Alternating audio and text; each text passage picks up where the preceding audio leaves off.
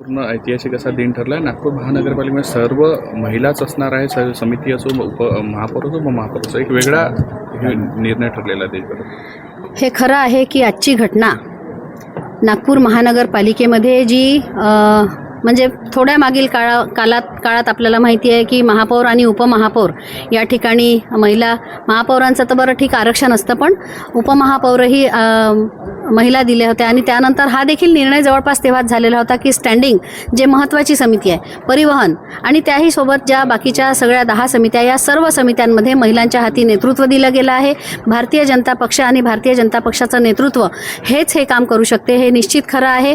कारण या ठिकाणी जे आपल्याला माहिती आहे की नागपूर संघभूमी आहे आणि त्यामुळे भारतीय जनता पक्षाचं जे काही ध्येय धोरण असेल ते या ठिकाणाहून प्रेषित करण्याचं काम देखील निश्चितपणे होतं. तर या शहरातून हा निर्णय जाणार आहे.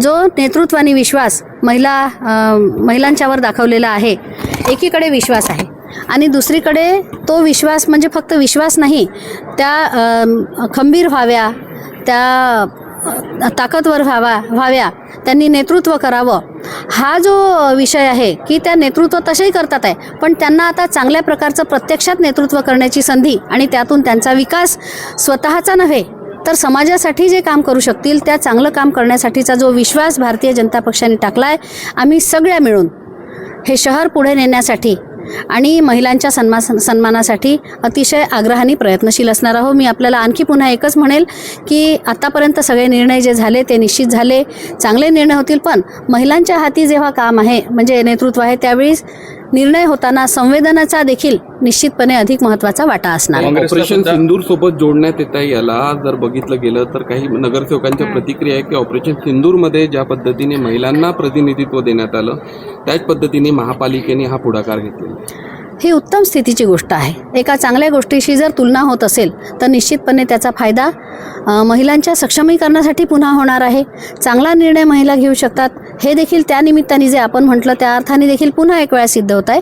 हे चांगलं आहे की काही लोक जर त्यासाठी जोडून पाहत असतील तर निश्चित स्वागतार्ह आहे. काँग्रेसकडे सुद्धा आव्हान केलं होतं. काँग्रेस म्हणजे इतर सगळे जे नेते आहे, गटनेते आहे, त्यांनाही आम्ही विनंती करू शकतो की एक मेसेज देण्याचा आपण शहर या नात्याने, पक्ष या नात्याने निश्चित आम्ही ते केलं आहे, पण शहर या नात्याने सुद्धा आपण जर असं केलं तर निश्चितपणे महिलांसाठी ते अधिक चांगलं होईल असं आम्हाला वाटतं. आम्ही ते कन्वे करण्याचा प्रयत्न केला, विनंती केली. एरवी निर्णय करणं हा पक्षांचे प्रत्येक त्या पक्षाचे ध्येय धोरण जे असतील ते ठरवणं हा त्यांचा विषय असू शकतो. नगरसेवकांनी कुठेतरी स्वच्छता दूताचा जो आहे वेश धारण करून आले ते त्यांना सभागृहात परवानगी नाकारली. त्यांनी म्हटलं की या सगळ्या गोष्टीसोबत स्वच्छतेकडे लक्ष द्या. आपण स्वच्छतेकडे लक्ष निश्चितपणे देणार आहे आणि सुरू आहे. आपल्याला माहिती आहे की अंबाझरीचा विषय असो, आपण कामही सुरू केलेलं आहे.